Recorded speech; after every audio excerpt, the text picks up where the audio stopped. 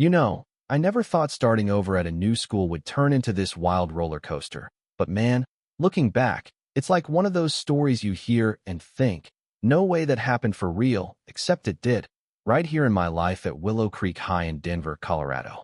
Picture this. I'm Riley Thompson, the new kid, stepping off that beat-up school bus on a chilly fall morning, backpack slung over my shoulder, trying to fade into the background like I always do fourth school in 3 years.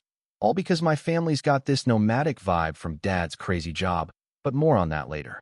And right away, I spot him, Logan Hayes, the king of the castle, leaning against those rusty lockers with his crew of football jocks, laughing too loud, owning the hallway like it's his personal kingdom. You know the type. The guy who feeds off making others feel small because deep down, he's nursing some grudge against the world. Turns out his dad's business tanked after a community scandal, leaving Logan bitter, lashing out at anyone who seems easy, especially outsiders like me who don't bow down. It started innocent enough, or at least that's how he played it, bumping my shoulder hard in the hall, books flying everywhere, and there's Logan towering over me with that smug grin. Oops, didn't see you there. A bit busy daydreaming about fitting in? His voice dripping with sarcasm, his buddies chuckling like trained hyenas, and I just knelt down, picked up my stuff without a word, because I've learned the hard way reacting only fuels these guys, makes them think they've got power over you. But Logan? He couldn't stand being ignored.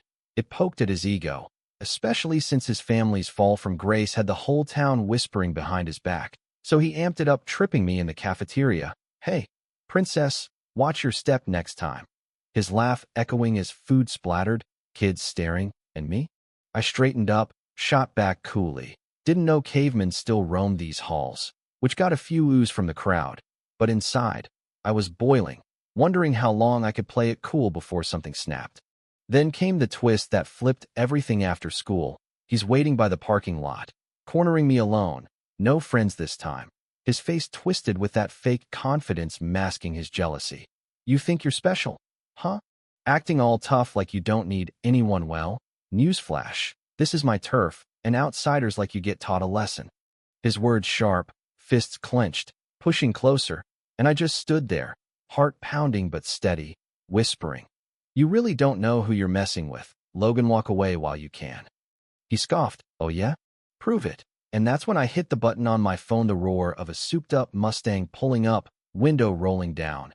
And there he is, my dad, Jax Harlan, the action star everyone's seen in those blockbuster flicks, his stare locking onto Logan like a laser. No words needed, just that presence that screams, "Back off, kid." Logan's face drained white, stuttering, "Wait, what the?" as I slid into the car, glancing back with a half-smile. "Still think I'm just some newbie?" From there, it was like watching a house of cards crumble. I didn't fight fire with fire. Nah, I let Logan burn himself out, because guys like him, driven by that chip on their shoulder from his dad's public humiliation, they dig their own graves if you give him enough rope. He trashed my locker, scrawled insults everywhere, but I just cleaned it up, no drama, which drove him nuts. Then in the cafeteria, he yells across the room, "Hey Riley, still hiding behind daddy's fame? Bet he fights all your battles." The place goes quiet, eyes on us, and I turn slow, voice even. "Funny, Logan, you're the one who looked ready to bolt when you saw him. Scared much?" Laughter rippled through the crowd, his face reddening, that vulnerability cracking through his tough guy shell, and I knew he was unraveling, his need to control turning into desperate mistakes.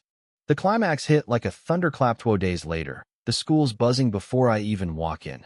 Turns out anonymous screenshots plastered on his locker, every nasty text he'd sent, mocking kids he called friends, racist digs at teachers, sexist crap about girls, all recent, timestamps fresh, exposing the real Logan, the one hiding behind his bully facade because he couldn't handle his family's downfall, making him feel powerless. He storms up, ripping them down, face ashen, pointing at me. "You did this, you sneaky little..." Fury shaking his voice. But I just crossed my arms, calm as ever. "Did I? Or did you just finally show everyone who you really are?" His crew backed away, whispers turning to stares of disgust, his kingdom collapsing right there in the hall. And me? I walked away, no punches thrown, just the sweet satisfaction of patience paying off. Driving home with Dad that afternoon, the city blurring by, he glances over, smirking, handled like a pro, kid no fists, all brains, and I laugh, feeling lighter than I have in years, finally ready to just be at school, you know? But here's the thing that still nags at me: is it justice? Or just revenge dressed up nice? Logan lost everything, sure, but maybe his pain ran deeper than I knew. That community mess twisting him up. What do you think? Drop a comment below. Have you dealt with a bully like that? Was turning the tables fair play? Or should we cut more slack for the broken ones? Share your stories. Let's talk about real community conflicts and where true power lies.